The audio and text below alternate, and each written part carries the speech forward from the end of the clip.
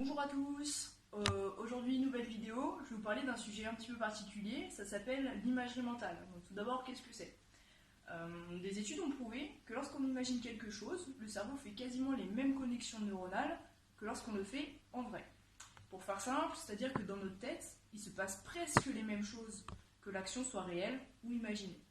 Je vais vous parler un petit peu plus spécifiquement de l'imagerie technique, parce qu'il existe plusieurs formes d'imagerie mentale, dont l'imagerie technique.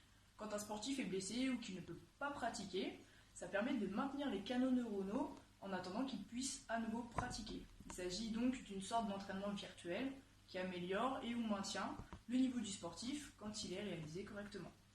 Donc l'imagerie technique, ça répond à quelques caractéristiques. Il faut que le mouvement qu'on visualise dans sa tête soit fidèle à la réalité. Le mouvement doit être bien exécuté. Les images qu'on a dans nos têtes doivent être à la fois nettes et précises et respecter la temporalité du mouvement. Je dois aller à la même vitesse que si je le faisais dans la réalité. Et dernière chose, il faut contextualiser l'action.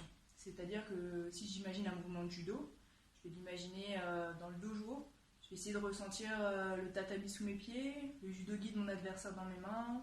Si je peux me rappeler les odeurs qu'il y a dans le dojo, c'est bien aussi. On mobilise un maximum de canaux sensoriels. Donc pour mettre cette petite technique en application, je vais vous proposer un exercice. Tout d'abord, on va répéter un mouvement de judo, de jujitsu, quel qu'il soit. Moi, j'ai choisi Bon Seoinage à droite pour aujourd'hui. Donc, je vais répéter 6 fois mon mouvement. Après, je vais m'arrêter pour faire l'imagerie mentale et je vais recommencer. Donc voilà, je suis debout, je vais faire mes 6 répétitions.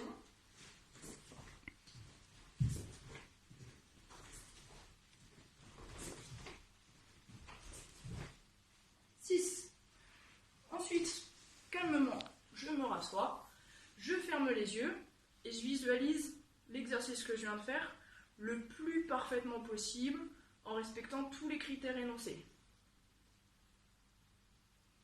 Ça doit être dynamique, net, précis. Et une fois que j'ai terminé, je n'ai plus qu'à recommencer mon exercice et à sentir les améliorations.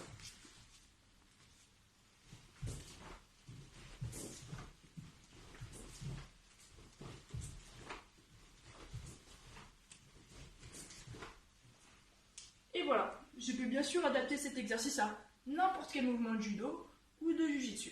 Je vous remercie d'avoir visualisé cette vidéo et à bientôt. Au revoir.